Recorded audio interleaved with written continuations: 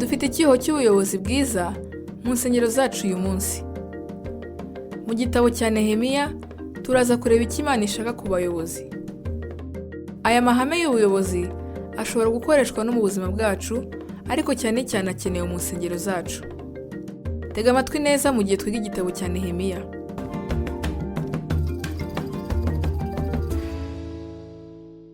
Ni umugambi w'Imana akoresha imbaraga z'Imana mu bantu b'Imana kugira ngo basohoze imigambi y'Imana nk'uko umugambi w'Imana uri. Ubu ni bwo butumwa bw'ingenzi bw'icyo nita ibitabo by'ubutumwa bwiza byo mu isezerano rya kera, ibitabo bya Ezra na Nehemiya. Ibi bitabo byombi bitwereka amahame agomba gushyirwa mu bikorwa kugira ngo umurimo w'Imana ukorwe binyuze mu bantu b'Imana. Niba ukora umurimo w'Imana, niba wifuza kuba umufatanyabikorwa n'Imana, kandi niba ushaka kumenya neza yuko umurimo w'Imana urimo gukorwa binyuze muri wowe, ukeneye gusoma ibi bitabo bya Ezra na Nehemiya ukareba icyo bikubwira ku murimo w'Imana. Ezra atwereka amahame 12 agomba kuba mu buzima bw'abakozi b'Imana kugira ngo umurimo w'umuntu ube umurimo w'Imana. Twari twarangije kuyareba. Mu isesengura ryacu ry'igitabo cya Ezra twabonye yuko aya mahame 12 agize incamake z'igitabo cya Ezra. Igitabo cya Nehemiya cyo gifite ubundi buryo gisobanura umurimo w'Imana. Igitabo cya Nehemiya kibanda ku muyobozi, umuntu Imana igomba kubona kugira ngo ikore umurimo wayo ibinyujije mu bantu. Niba urimo gutekereza gutangira urusengero, niba urimo gutekereza gutangira gukorera Imana mu buryo runaka, ugomba kwibanda kuri ayo mahame 12 ya Ezra kandi ugasenga kugira ngo abe mu murimo wifuza kubona hano ku isi nk'uko ubushake bwayo buri mu ijuru. Twabibonye mu gitabo cya Ezra ko abantu b'Imana gusa aribo bashobora gukora umurimo w'Imana. Ntabwo wakora umurimo w'Imana mu mbaraga z'abantu. Ugomba kugira imbaraga z'Imana, kandi ni abantu b'Imana gusa bagira izo mbaraga. Iyo Imana ituye mu muntu kandi ikabana nawe, Imana ishyira imbaraga z'umwuka wera muri uwo muntu. Iyo Imana imaze gukora ibi byose mu buzima bw'umuntu, uwo muntu aba asate. Ni ibintu ki biranga umuyobozi Imana igomba kugira ngo umurimo w'Imana ukorwe ku isi? Igisubizo cy'icyo kibazo ni Nehemiya. Ezra na Nehemiya ni abantu bo muri Bibiliya beza. Abo bagabo bombi ni ingero nziza z'ubuyobozi. Bafite uburyo bw'imiyoborere butandukanye. Ezra afite imiyoborere ya gishumba. Ezra ni umwanditsi n'umwigisha. Ezra ni umugabo w'intungane w'Imana. Ezra ayobora abantu mbere na mbere abinyujije mu murimo we wo kwigisha ijambo ry'Imana. Hari uburyo bwinshi bwo kuyoboramo ubwoko bw'Imana. Umushumba ashobora kuyobora ubwoko bw'Imana kubera ko ari umuyobozi ukomeye. Ashobora kuyobora ubwoko bw'Imana kuko afite impano yo mu mwuka yo kuyobora ashyira ibintu ku murongo. Ashobora kuyobora ubwoko bw'Imana kuko ari umuvugabutumwa, kandi ashobora kuyobora ubwoko bw'Imana kuko ari umwigisha mwiza. Imiterere y'ubuyobozi bwa Ezra yari ukwigisha. Nk'uko twabibonye, Ezra yari afite impano ikomeye yo kwigisha n'ishyaka ryinshi ryo kwigisha.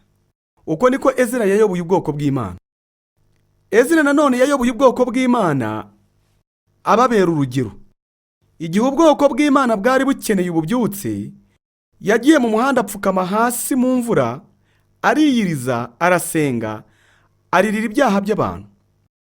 Abantu batangiye gufatanya nawe umwe kuri umwe. Icyo gikorwa cyatangije ububyutse bukomeye.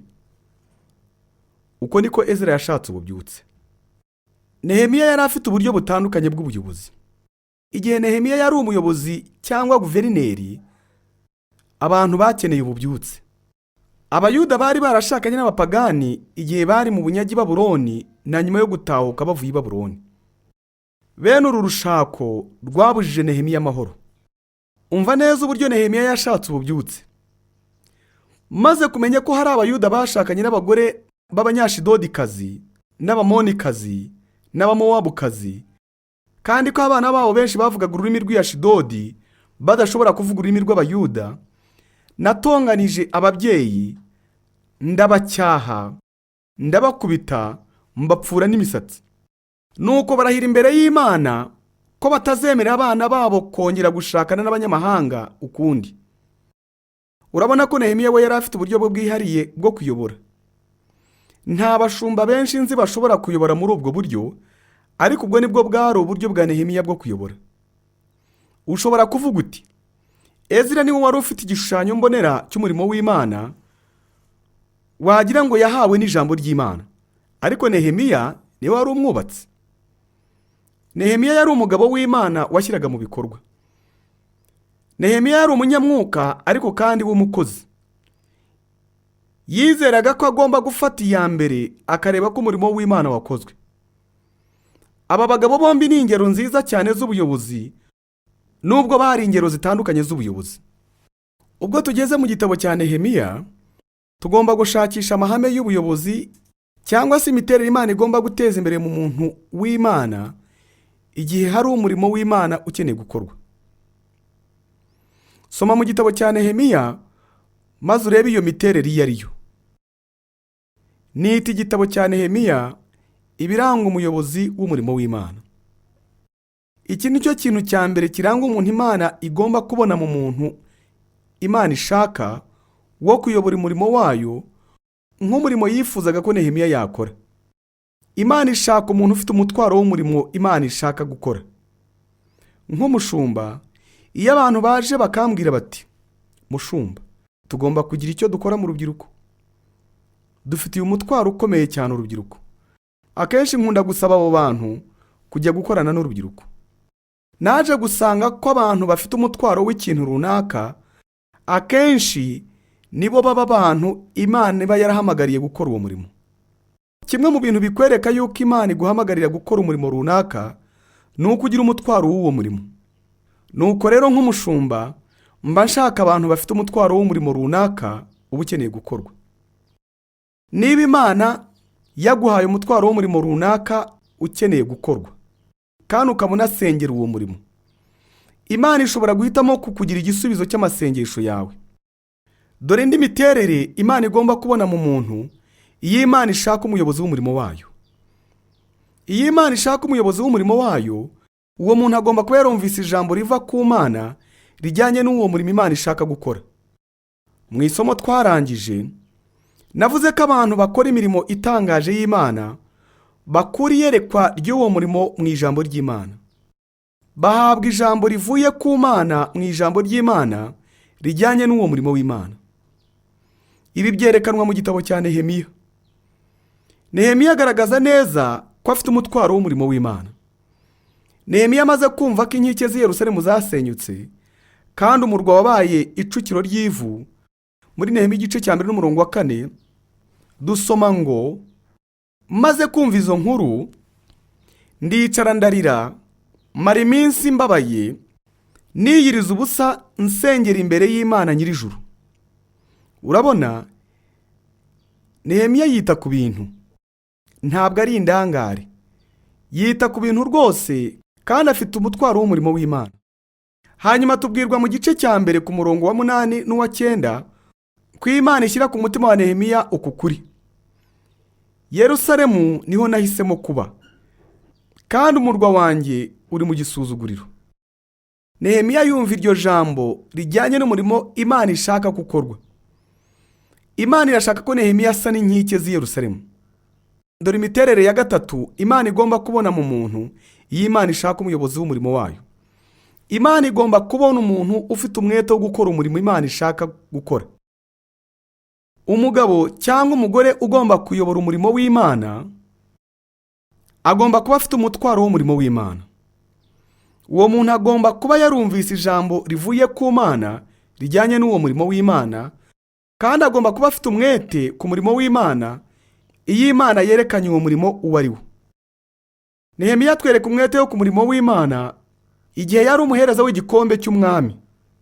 Muri icyo gihe, iyo baga ari umuhereza w'igikombe cy'umwami, warabanzaga ugasoma ku nzoga y'umwami mbere y'uko ayinywa.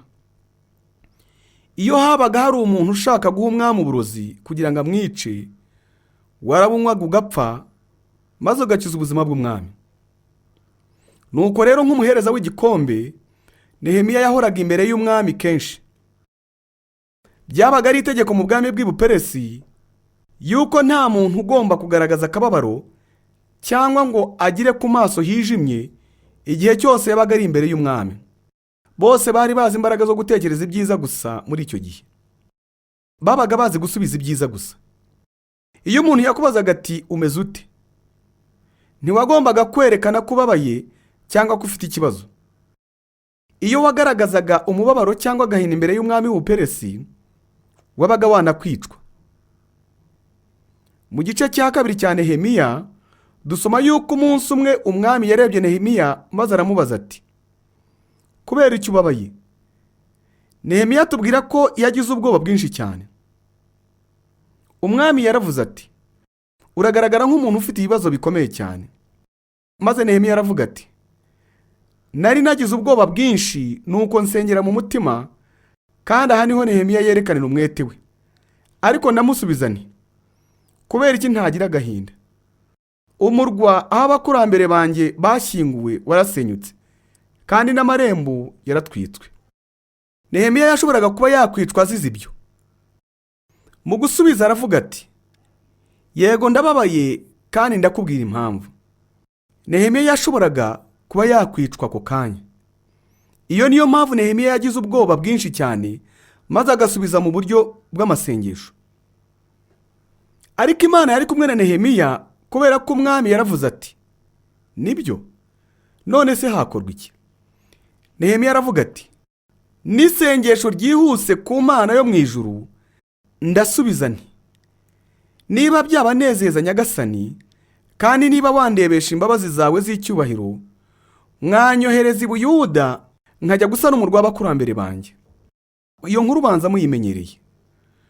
Umwami ntiyahaye Nehemiya uruhushya gusa, ahubwo yamuhaye n'inkunga y'ibyo yari akeneye byose. Imana yahaye Nehemiya umugisha kubw'ishyaka n'umwete yari afitiye umurimo w'Imana. Biragaragara ko Imana yari yarahaye Nehemiya umutwaro w'umurimo wayo. Imana yari yaramuhaye ijambo rijyanye n'umurimo wayo, kandi Imana ikoresha Nehemiya kugira umwete w'umurimo yifuzaga ko akora. Yiyongeye kuri iyi miterere 3 ya mbere y'umuyobozi, dore imiterere ya 4 Imana igomba kubona mu muntu uzakora umurimo wayo. Umuyobozi w'umurimo w'Imana agomba kugira iyerekwa ry'umurimo w'Imana. Ahatari iyerekwa abantu bararimbuka. Umuyobozi w'umurimo w'Imana agomba kugira iyerekwa. Umuyobozi w'umurimo w'Imana ntagira iyerekwa gusa, ahubwo aribwira n'abandi bantu.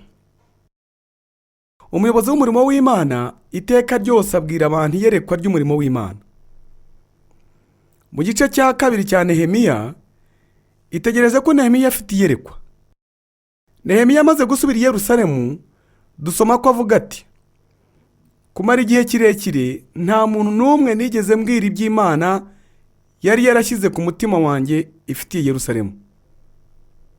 Iryo ni iyerekwa. Imigambi Imana yashyize ku mutima wanjye. Ubwo nibwo Nehemiya yabwiye abantu iyerekwa.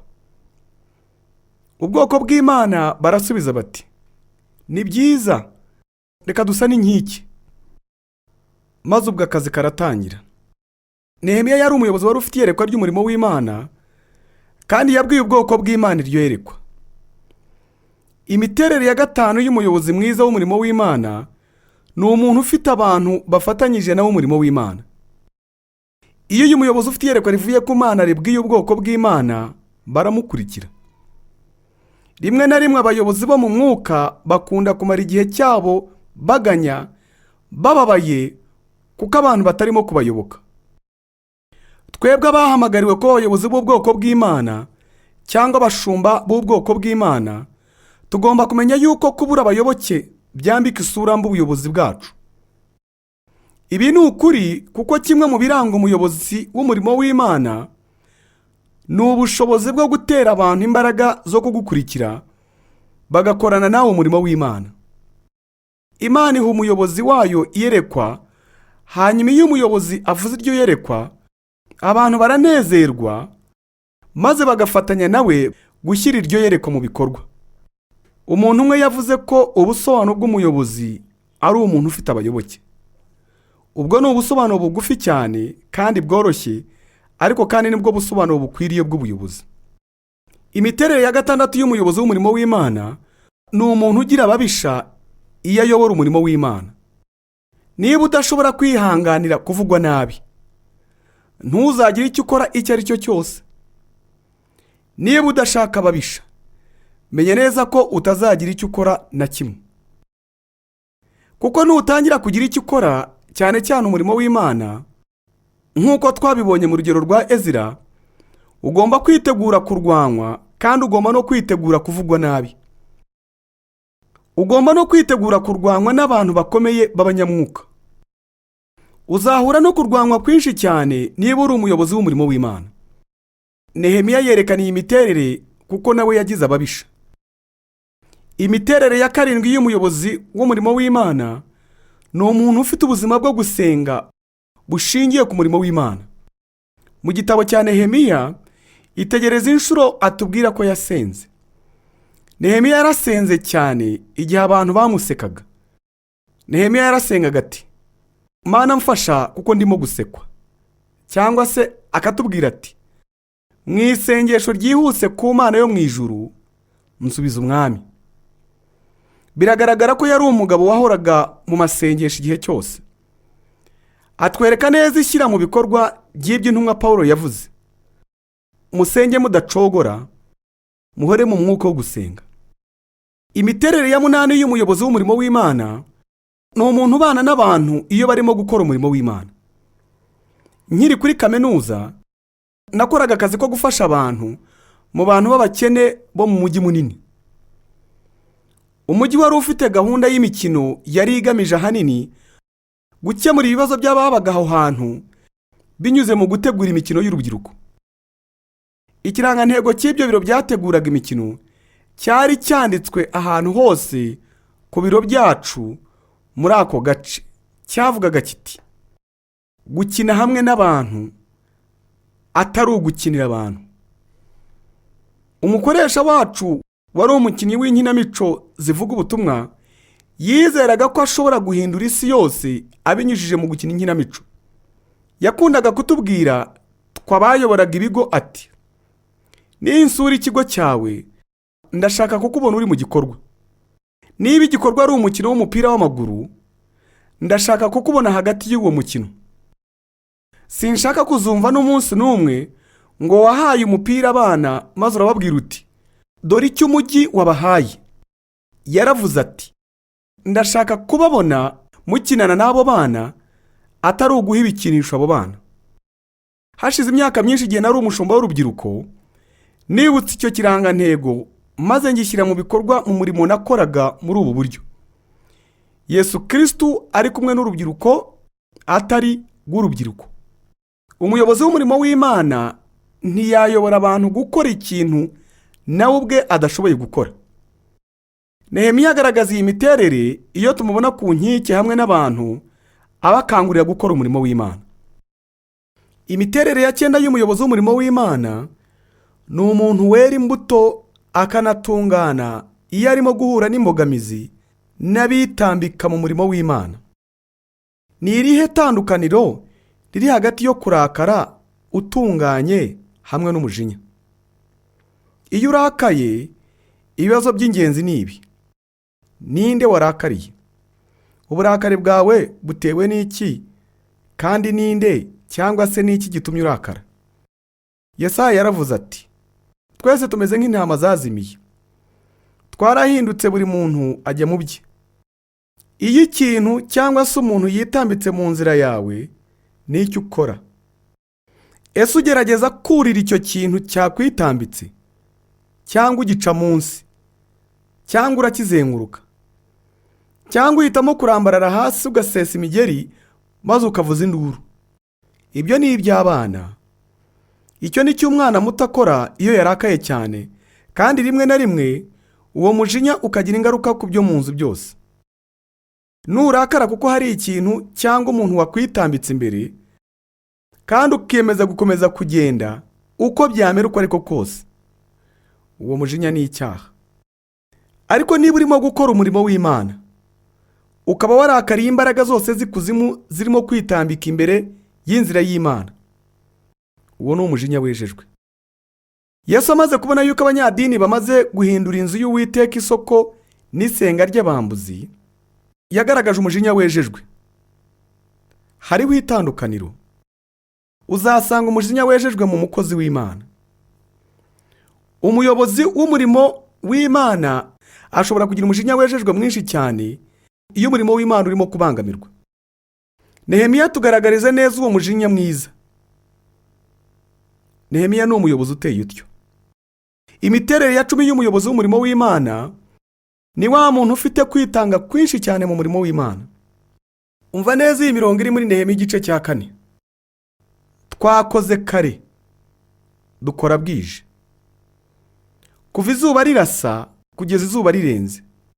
Kandi icya kabiri cy'abagabo babaga bari ku irondo. Nabwiye buri muntu wese wabaga hanze y'inkike kwinjira muri Yerusalemu kugira ngo abagaragu babo bajye ku irondo no ku kazi ka kumanywa. Muri icyo gihe nta muntu n'umwe, yaba jyewe, barumuna banjye cyangwa se n'abagaragu banjye, yewe n'abarinzi twari kumwe, wigeze yiyambura imyenda ye, kandi twitwazaga intwaro zacu igihe cyose. Iyo niyo shusho y'icyo twita kwitanga. Witegeze ko Nehemiya avuga ati twe, iyo asobanura uko kwitanga, kuko Nehemiya yakoraga buri kintu cyose abo bantu bitangaga bakoraga. Nehemiya yari umuyobozi wari waritangiye umurimo w'Imana. Imiterere ya 11 y'umuyobozi w'umurimo w'Imana ni iyi.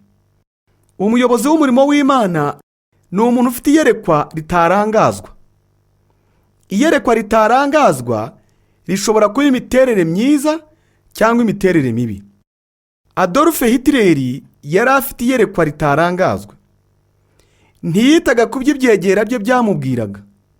Ku muntu nka Hitler, iyerekwa ritarangazwa rishobora kuba imiterere mibi. Ariko iyerekwa ritarangazwa rishobora kuba imiterere myiza ku muntu w'Imana urimo gukora umurimo w'Imana. Nehemiya yari yitaye ku ntego imwe gusa, kandi ntiyigeze akura ijisho rye ku cy'Imana yari yarashyize ku mutima we. Ntabwo bashoboraga gukura Nehemiya kuri iyo nkike yari arimo kubaka. Wumva Nehemiya avuga ati, ndimo gukora umurimo ukomeye cyane. Kuki ngomba kuhagarika ngo njye gutemberana nawe? Abantu benshi bagerageje gukoresha amayeri menshi kugira ngo bakure Nehemiya kuri iyo nkike, ariko ntibashoboraga gutuma atezuka ku ntego ye. Yareberaga iyerekwa rye mu cyerekezo kimwe, kandi ntiyitaye ku bantu bose bavuze bati ntushobora kubikora muri ubwo buryo Nehemiya. Nehemiya ni ishusho nziza y'iyerekwa ritarangazwa. Sinzibagirwa bwa mbere numva ijambo iyerekwa ritarangazwa. Imyaka myinshi ishize, nigeze kumva umuyobozi mukuru wungirije w'uruganda runini rukora ubwato aganiriza itsinda ry'abacuruzi. Yari yatumiwe kugira ngo abwire iryo tsinda ry'abacuruzi impamvu uruganda rwe rwabonaga kontra zo kubaka ubwato bunini mu gihe izindi nganda zabaga zidashoboye gukora na gato ku by'urwe rwakoraga. Uruganda rwe rwari rwahawe kontra yo kubaka ubwato bunini cyane. Aba bacuruzi bashakaga kumenya ibanga rye. Igisubizo cye cyari iyerekwa ritarangazwa. Dufite iyerekwa ritarangazwa. Ntitwita ku bantu bose batubwira ngo ntimwabikora gutyo. Imyumvire ni ikintu cy'ingenzi muri iki cyanditswe. Imyumvire ni ikintu cy'ingenzi mu bintu byose. Reka mbabwire akamaro k'imyumvire myiza. Umugabo umwe w'inshuti yanjye ukora mu bwishingizi yambwiye inkuru y'umuntu wahoraga aza ku biro by'ubwishingizi aje kwishyuza kubw'impanuka yari yabaye. Impanuka niwe wari wayiteje, kandi agasaba amafaranga menshi. Ku ifishi aho yagombaga kwandika icyateye impanuka yanditseho ngo guta ubwenge. Nuko umukozi waho aramwandikira amubaza ati, ushobora kurushaho kubidusobanurira? Nuko umugabo nawe arasubiza ati, ndi umubumbyi w'amatafari. Ku munsi w'impanuka nari ndimo gukora jyenyine hejuru y'inzu ya etaje 6. Ndangije akazi kanjye, nsanga nasaguye amatafari arimo nk'ibiro 200. Aho kugira ngo nyamanuze amaboko, nayamanuje umugozi wari ufashe kuri etaje ya 6.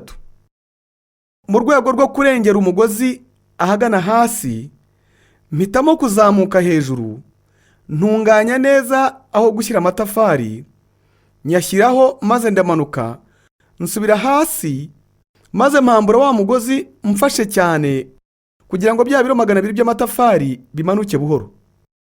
Uraza gusanga navuze ku mubare wa 11 wo ku ifishi ya raporo y'impanuka yuko mfite ibiro 72.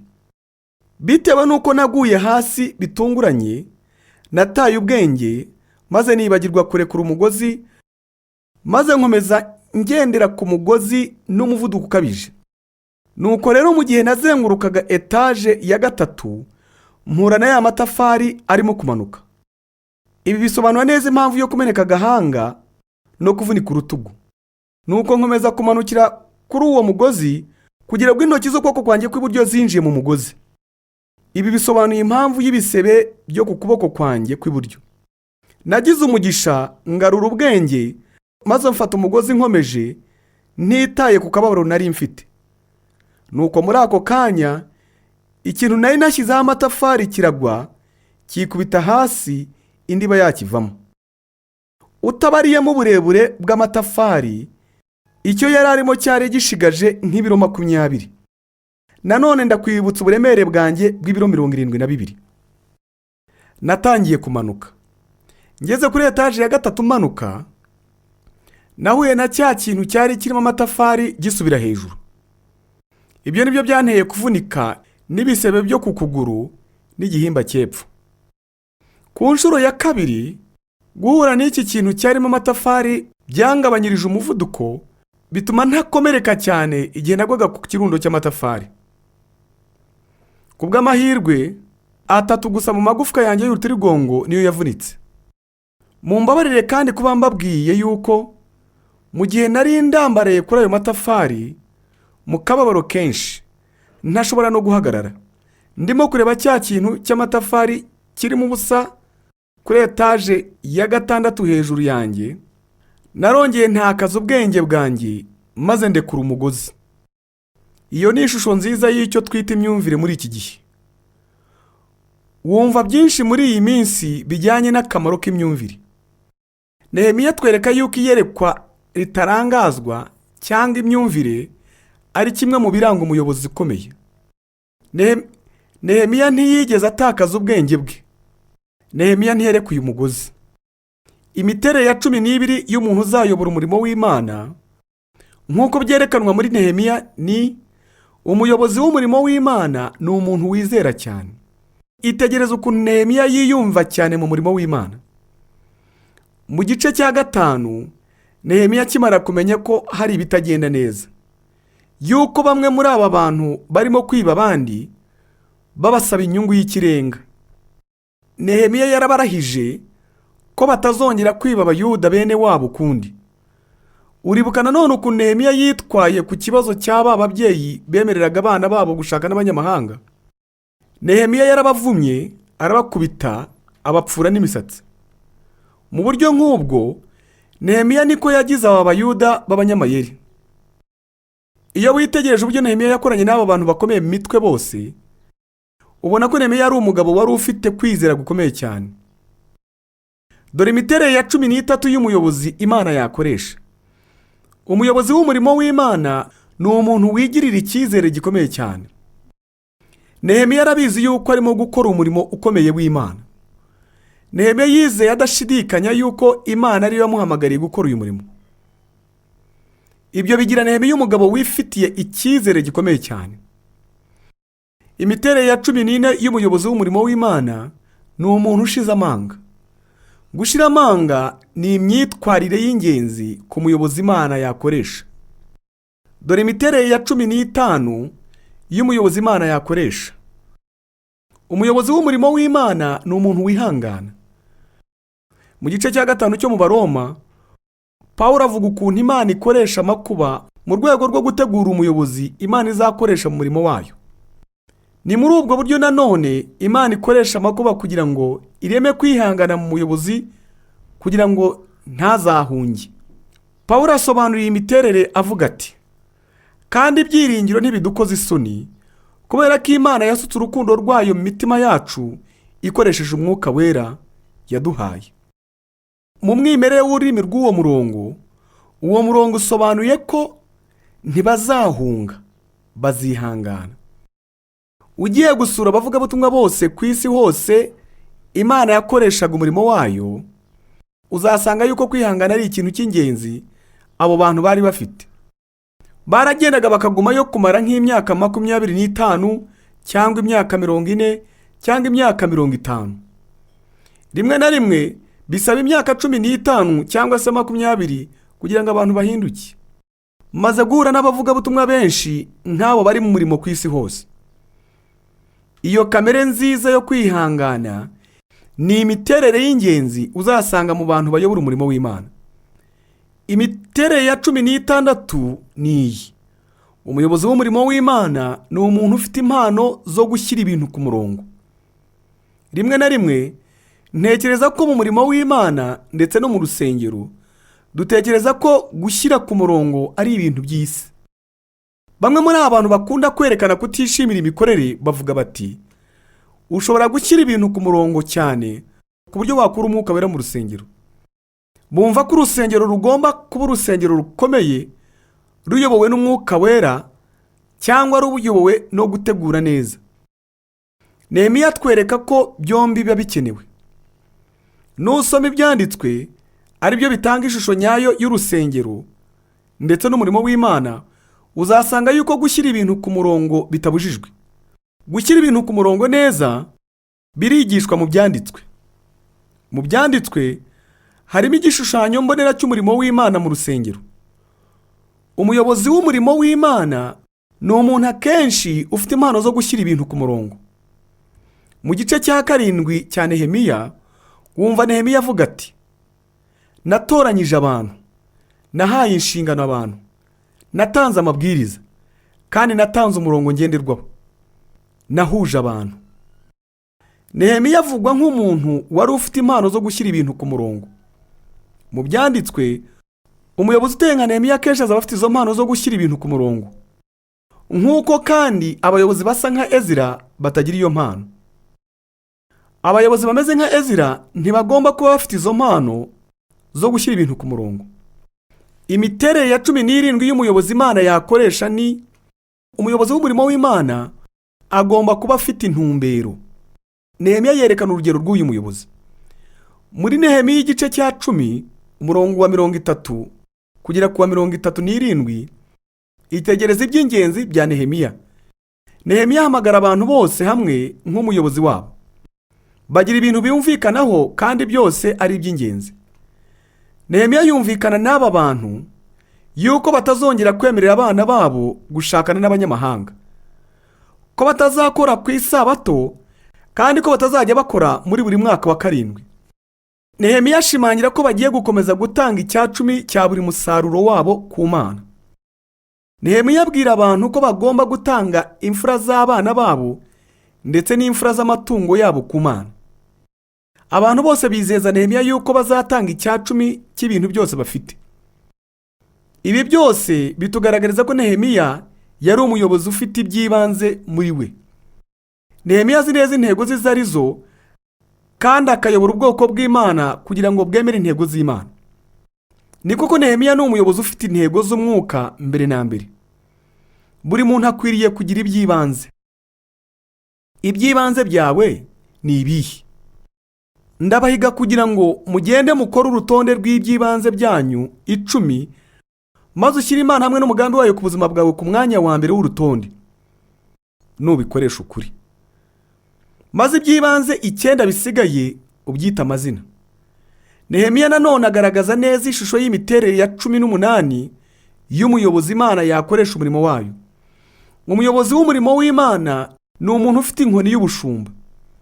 Nk'umushumba mwiza, umuyobozi akoresha inshyimbo y'ubushumba kuyobora no guhana ubwoko bw'Imana.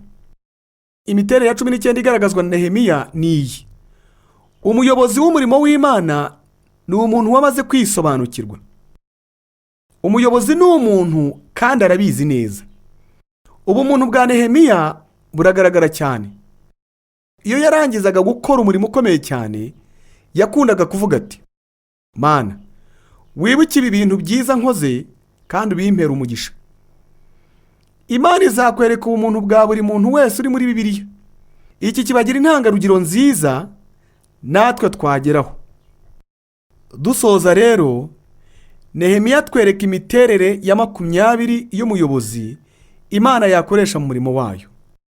Umuyobozi w'umurimo w'Imana ni umuntu ushobora kuvuga nka Yesu ati, naguhesheje icyubahiro ku isi, narangije neza umurimo wanshinze gukora. Aho ni muri Yohana igice cya 17:4. Nehemiya yarangije iyo nkiki. Ntitugomba kwibagirwa iherezo ryacu iyo dukora umurimo w'Imana. Birashoboka yuko jye nawe twavuga ku musozo w'ubuzima bwacu ibyo Yesu yavuze tuti, Data, naguhesheje icyubahiro mu isi, nasoje neza umurimo wampaye ngo nkore. Umuvugabutumwa wishwe witwaga Jim Elliot yanditse aya magambo mu gatabo cye yitwazaga, iyo igihe kigeze mu mugambi w'Imana kugira ngo upfe, menya ko nta kindi ugomba gukora uretse gupfa. Umuyobozi w'umurimo w'Imana ni umuntu ushobora kuvuga nka Yesu ati, birarangiye. Iri somo ryo muri Nehemiya ritwibukije imyitwarire ikenewe kugira ngo ukoreshwe n'Imana kuba wayobora. Dushobora nanone kurikoresha nk'icyifuzo, tugasengera abo bose bari mu buyobozi kugira ngo Imana ibakoreshe mu kwerekana ko ari abayobozi b'Imana. Tangira witegure rero kugira ngo ubutaha tuzabane ubwo dukomeje urugendo rwacu muri Bibiliya, twiga ukuri gufatika dushobora gushyira mu bikorwa mu buzima bwacu bwa buri munsi.